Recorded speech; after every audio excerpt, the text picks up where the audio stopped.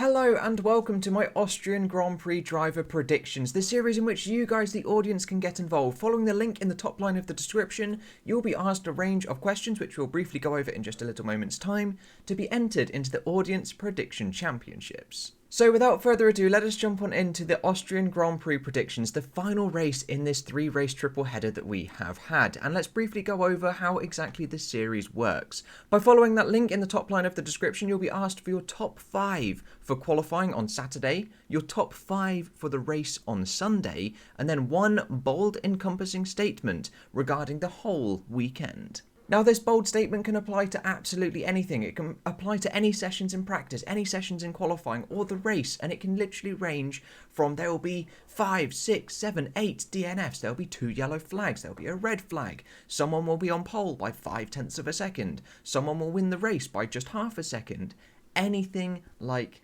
that. Now, there is a small little point scoring system to work out who will be the best predictor, and you will earn 2 points for a driver in the correct position inside your top 5, and then 1 point for a correct driver who is inside your top 5, but not in the correct position. Exactly the same point scoring is then done for the race, and then 5 points is given for your bold statement. Obviously, the more vague your bold statement is, the more leeway I'm going to have to give, and everything is all scored by myself. And if we just take a look at the overall season leaderboards so far, we have Evan Darcy on 119, 13 points clear of Joe Bisho, and myself and a Doctor Who channel are joint on 102.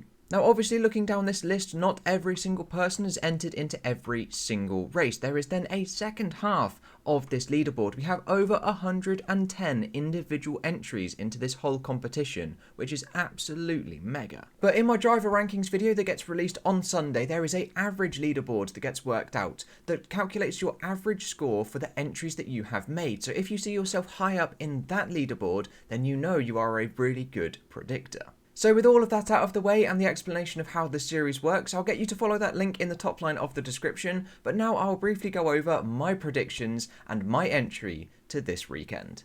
And we start with qualifying, and I have gone for a Max Verstappen pole position once again. That Red Bull is just absolutely rapid, especially in just all trim. It's just a very, very, very good package. Then for P2, I've gone for Valtteri Bottas. Similar to what happened last week, I genuinely think he can actually put it on the front row and beat Lewis Hamilton. And for P3, I've gone for Sergio Perez. I do hope he can sort of buck up his ideas from his qualifying last week, where he lost out to a McLaren as well as both Mercedes. So I do think he's going to want to make amends for that. I just can't quite see him yet on the front row with Max Verstappen.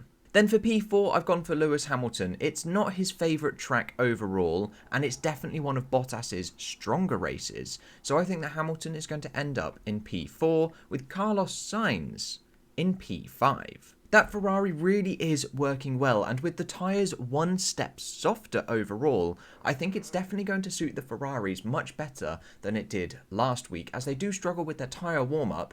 So with the tyres being 1 step softer, they should be able to warm those tyres up just that little bit better. But then equally, they could suffer with tyre wear issues as they are softer, so they will wear quicker. But then from the qualifying top 5, we will take a look at my race top 5. And once again, Max Verstappen going for that Grand Prix victory for Red Bull's 5th win in a row and Verstappen's fourth win in a row. Like I said, I just believe that Red Bull at this moment in time just have a supreme package, especially when compared to Mercedes. And with that in mind, I've gone for Sergio Perez in P2. If he can start in P3 or above, it is going to be an easy 1-2 for Red Bull. It is 100% going to be their race to lose. Then P3, I've gone for Lewis Hamilton. I just think he's going to maybe not get the better of Valtteri Bottas, who I've put P4. I feel there could be some sort of team order strategy decision to get Bottas out of the way kind of thing. I can definitely see that happening, but I can equally see Lewis Hamilton just in general being the faster car like he was last week, even though Bottas was quicker in qualifying. I can just see some shenanigans going on with Mercedes. And then P5, once again, I've gone for Lando Norris.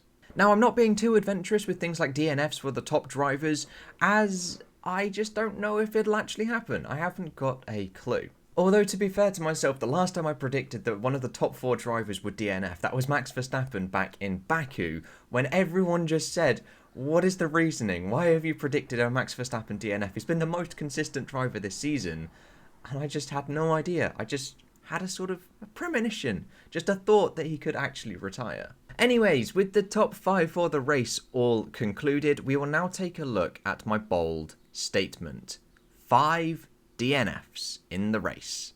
That's a lot, but bearing in mind in Austria in 2020 we had about 8 or 9 bajillion DNFs. And so there we go, there is all of my predictions for the Austrian Grand Prix all done and dusted. Make sure to follow that link in the top line of the description to submit yours into the database. There is also going to be a second link in there to check your entries as well. You can make as many entries as you like and all the way up to the start of Q1 when I'll be removing the links and closing the entries. But please let me know what you are expecting for the Austrian Grand Prix this weekend down in the comments below. But that is all I've got for you today, guys. I hope you have enjoyed, and I will catch you in the next episode with whatever and whenever I decide to make it. I'll see you guys then.